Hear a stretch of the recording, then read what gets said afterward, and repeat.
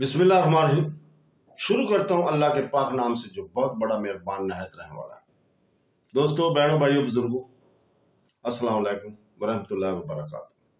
तारीख़ इस्लाम में हम इसकी सिलसिलावार किस्त आज 249 को आपके सामने बयान कर रहे हैं, और इसमें हम बयान कर रहे हैं मुक़्तदर बिल्लाह और दौलत अदिल्या का आगाज। मुक़्तदर बिल्लाह मुअत्तज़द बिल्लाह का असली नाम जाफर और कुनियत अबुल फजल थी। माह रमजानुल सन 282 हिजरी में एक रूमिया उम्मे वल्द गरीब नामी के वतन से पैदा हुए मुख्तफी बिल्लाह ने मरने से कबल जब अपने वली अहद की निस्बत को लोगों से मशवरा किया तो लोगों ने इसको यकीन दिलाया कि मुक़्तदर बिल्लाह बालग हो गया है। तब इसने मुक़्तदर को अपना वली अहद मुकर्रर किया था। इससे पहले ऐसी छोटी उम्र में कोई खलीफा तख्त नशीन नहीं हुआ था। मुक़्तदर की तख्त नशीनी के बाद लोगों में इसकी खुला का निस्बत चर्चा होने लगा। वज़ीर आज़म अब्बास बिन हसन के इख्तियारात चौंके बहुत वसी हो गए थे और ख़जाना पर तसर्रुफ़ करने का भी इख्तियार चौंके वज़ीर आज़म ही को था। इसलिए वो भी अरकान सुल्तानत को मुक़्तदर कोई खिलाफ नागवार थी। इधर वज़ीर आज़म भी इस लड़के की खिलाफत से खुश ना था। चुनांचे अबू अब्दुल्ला मोहम्मद बिन मुअत्तज़ को खिलाफत पर आबादा किया गया। अभी मुक़्तदर की माजूल और मोहम्मद बिन मुअत्तज़ की तख्त नशीनी करने के मशवरे और तैयारियां हो रही थी कि अबू अब्दुल्ला बिन मोहम्मद बिन मुअत्तज़ का इंतकाल हो गया और इसके बाद अबुल हसन बिन मुतवक्कल को तख्त नशीन करने का इंतजाम किया गया। इत्तेफाक की बात यह है कि अबुल हसन भी फौत हो गया। इसके और अबू अब्दुल्ला मोहम्मद बिन मुअत्तज़ की वफात के बाद से खलीफा मुक़्तदर की हुकूमत को एक किस्म का इस्तेकाम हासिल हो गया। चंद रोज के बाद फिर सरगोशियां शुरू हुई और अरकीन सुल्तानत ने अब्दुल्ला बिन मुअत्तज़ को तख्त खिलाफत के लिए आमादा किया। अब्दुल्ला बिन मुअत्तज़ ने इस शर्त के साथ मंजूर किया कि खून रेजी ना हो, और तमाम अरकीन सुल्तानत इस तजवीज़ में शरीक थे, मगर वज़ीर आज़म अब्बास बिन हुसैन इसमें शरीक नहीं था। 20 रबीउल अव्वल सन 296 को सबसे पहले वज़ीर आज़म को जब वो अपने बाग को जा रहा था दफ्तन हमला करके कत्ल कर दिया गया। अगले दिन 21 रबीउल अव्वल सन 296 को मुक़्तदर की मजूली का ऐलान करके अब्दुल्ला बिन मुअत्तज़ की बैत सब ने की।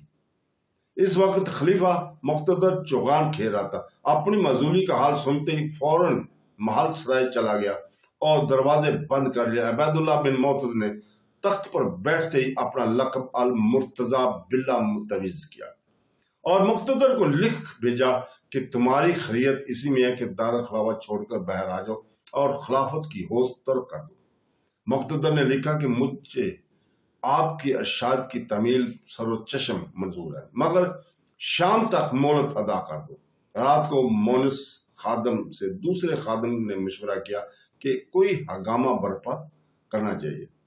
हुसैन बिन हमदान कैसर खिलाफत के दरवाजे पर पहुंचा तो उन्होंने तीरों का मींह बरसा दिया। शाम तक मुक़्तदर के गुलामों ने यही सिलसिला जारी रखा। रात को बतदरीज और लोग भी मुक़्तदर की जमीयत में शामिल होते गए। नतीजा ये हुआ कि अब्दुल्ला बिन मुअत्तज़ जदीद खलीफा माह अपने चंद हवाओं को रूपोषण पड़ा। मुक़्तदर ने मोनस खादम को पुलिस की अफसरी अता करके फितना को फरोग करने का हुक्म दिया। अबुल हसन बिन फराद को वज़ीर आज़म बना दिया। अब्दुल्ला बिन मुअत्तज़ गिरफ्तार होकर मकतूल हुआ। इसी साल यानी रबीउल असानी 296 में अबैदुल्ला मेहदी की बैत अफ्रीका में और दौलत अब्बादिया शेबा इमामिया की इब्तिदा होकर अफ्रीका में दौलत गालिबा का खात्मा हुआ। इसलिए मुनासिब मालूम होता है कि दौलत अब्बादिया की आगाज और दौलत गालिबा के अख्ताम का हाल इस जगह पर बयान हम कर सकें। अबैदुल्ला मेहदी सबसे पहला बादशाह अपने आप को मोहम्मद बिन जाफर बिन मोहम्मद बिन इस्माइल बिन जाफर सादक का बेटा बनाता था, लेकिन इसके निसब में लोगों ने सख्त इख्तलाफ किया है, मगर हकीकत यह है कि वो मजूसी था।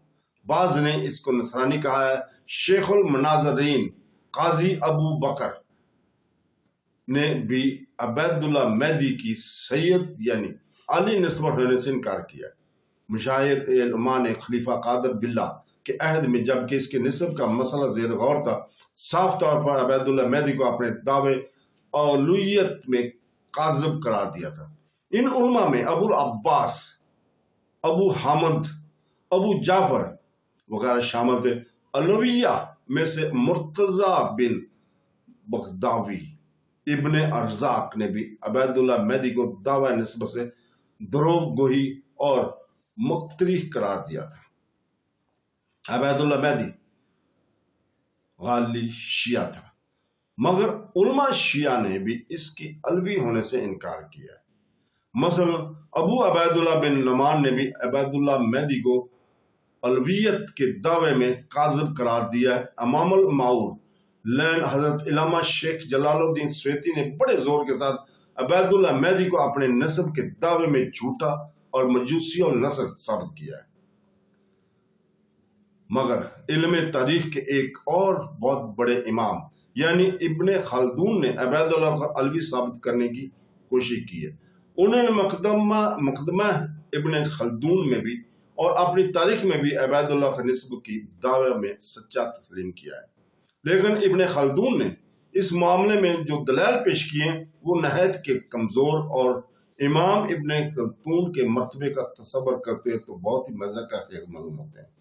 مثلا وہ لکھتے ہیں کہ عبیداللہ کے خاندان میں ایک زبردست سلطنت قائم ہو گئی۔ اگر وہ علوی نہ ہوتا تو لوگ اس کی بادشاہت کو تسلیم نہ کرتے اور اس کے جھنڈے کے نیچے اپنے سر نہ کٹاتے۔ کسی کی نسبت ثبوت پیش کرتے ہوئے اس قسم کی دلیل کا پیش کرنا یقیناً ایک تمسخر انگیز چیز ہے، اور حقیقت یہ ہے کہ امام ابن خلدون کے پاس اس معاملہ میں دلیل ایک بھی نہیں ہے۔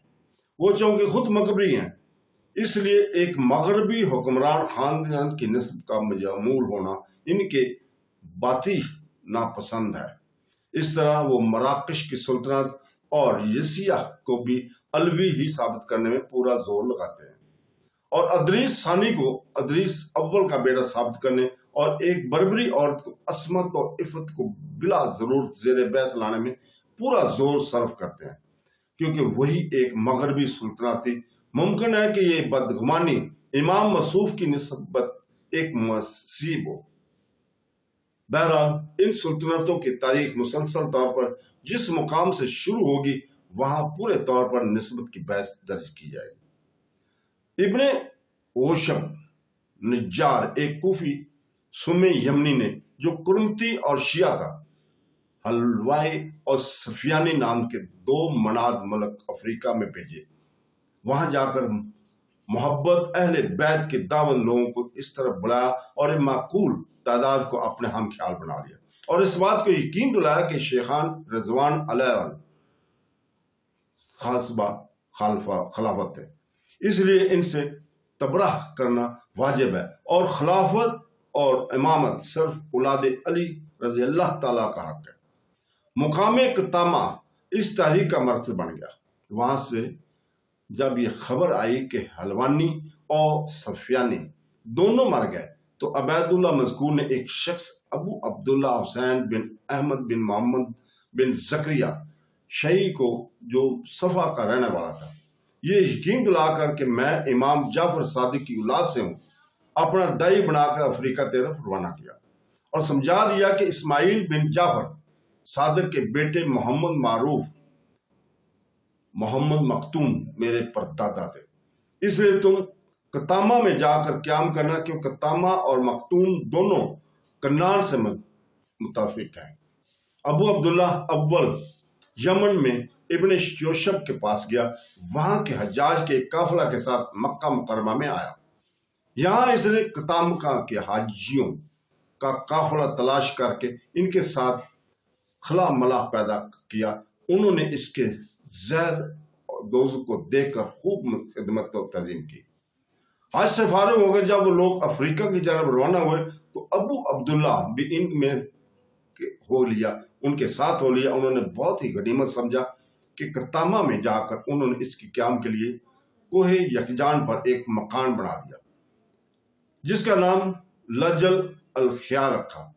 وہاں ابو عبداللہ مصروف عبادت رہنے لگا، لوگ اس کے پاس بڑی گرویدگی کے ساتھ آنے جانے لگے۔ ابو عبداللہ نے وہاں زہر کیا کہ مہدی عنقریب ظاہر ہونے والے ہیں، اور انہوں نے ہم کو اسی مقام پر قیام کرنے کی ہدایت کی تھی، اور یہ بھی فرمایا تھا کہ ہمارے انصار کا نام مشتق ہے، کنان سے اہل قطامہ ہی ہوں گے۔ رفتہ رفتہ ابو عبداللہ حکومت سیادت قطامہ میں قائم ہو گئی۔ یہ خبر ابراہیم بن احمد بن اغلب والی افریقہ کے پاس دارالسلطنت کیروان میں پہنچی، تو انہوں نے ولایت میلہ کے عامل کو لکھا کہ ابو عبداللہ جو قطامہ میں مقیم ہے، اس کے حالات سے اطلاع دو۔ عامل نے لکھ کر بھیج دیا کہ وہ ایک تارک الدنیا شخص ہے، لوگوں کو نماز روزہ کی نصیحت کرتا رہتا ہے، اور ابراہیم یہ سن کر خاموش ہو گیا۔ چند ہی روز کے بعد ابو عبداللہ نے اپنی جمعیت کو مضبوط کر کے شہر میلہ پر حملہ کر دیا، اور بعد میں محاصرہ وہاں کے عامل کو بھی دخل کر کے میلہ پر قابض اور متصرف ہو گیا۔ یہ سن کر ابراہیم بن احمد نے اپنے بیٹے احوال کو ایک لشکر کے ساتھ اس طرف روانہ کیا۔ ابو عبداللہ شہر میلہ سے شکست کھا کر قطامہ کی جانب فرار ہوا اور کوہ الجکان میں جا کر دم لیا۔ احوال وہاں سے کیرون کو لوٹ گیا۔ اسی عرصہ میں ابراہیم بن احمد بادشاہ افریقہ نے وفات پائی، اس کا بیٹا ابو العباس تخت نشین ہوا۔ ابو عبداللہ نے انکجان میں ایک شہر آباد کیا جس کا نام دارالجز رکھا گیا۔ احوال اس کی سرکوبی کے لیے انکجان کی طرف آیا۔ ادھر ابو العباس کا انتقال ہو گیا، اور اس کے بعد اس کا بیٹا زیاد اللہ تخت نشین ہوا۔ زیادت اللہ نے احوال کو بلا کر کسی وجہ سے قتل کر دیا۔ ابو عبداللہ کو دم بدم طاقت حاصل ہوتی گئی۔ اس نے اہل قطامہ کو ایک وفد عبداللہ مہدی کے پاس علاقہ حمص کی طرف، جہاں عبید اللہ مقیم تھا، روانہ کیا، اور اپنی کامیابی اور فتوحات سے اطلاع دے کر لکھا کہ اب آپ اس طرف تشریف لائیں۔ اس وفد کے آتے ہی اس کی خبر لانے کا حال جاسوسوں کے ذریعے خلیفہ مقتفی باللہ کو معلوم ہوا۔ اس نے فوراً عبید اللہ کی گرفتاری کا حکم جاری کر دیا، اور مصر کے گورنر عیسیٰ نوشیری کو بھی اس زمانے میں عیسیٰ نوشیری بنی توتون کی بربادی کے بعد مصر کا گورنر تھا، لکھا کہ عبید اللہ کو جو مصر میں ہو کر گزرے گا گرفتار کر لو۔ خلیفہ مقتفی کے اس حکم کو بھی ابن خلدون نے عبید اللہ کے شہید ہونے کی دلیل ٹھہرایا، یعنی اگر عبید اللہ خاندان اہل بیت سے نہ ہوتا تو مقتفی اس کی گرفتاری کا حکم جاری نہ کرتا۔ حالانکہ یہ بہت ہی کمزور دلیل ہے، اس لیے کہ ہر ایک ہنگامہ پسند اور خواہان سلطنت شخص کو جو خفیہ طور پر کوششوں میں مصروف ہو کر گرفتار کرنا ہر ایک سلطنت کا فرض ہوتا ہے، چاہے اس کی سازش اور ریشہ درانی کا مقام اس سلطنت کے حدود سے باہر ہی کیوں نہ ہو۔ ظاہر ہے کہ شان افریقہ یعنی خاندان اغلب کے فرما روا عباسیہ خلافت کی سیادت کو تسلیم کرتے اور خطبوں میں عباسی خلیفہ کا نام لیتے تھے۔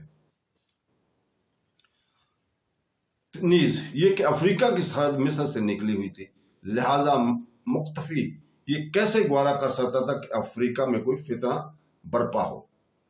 عبید اللہ حمص سے اپنے لڑکے اور متعلقین کو لے کر نکلا۔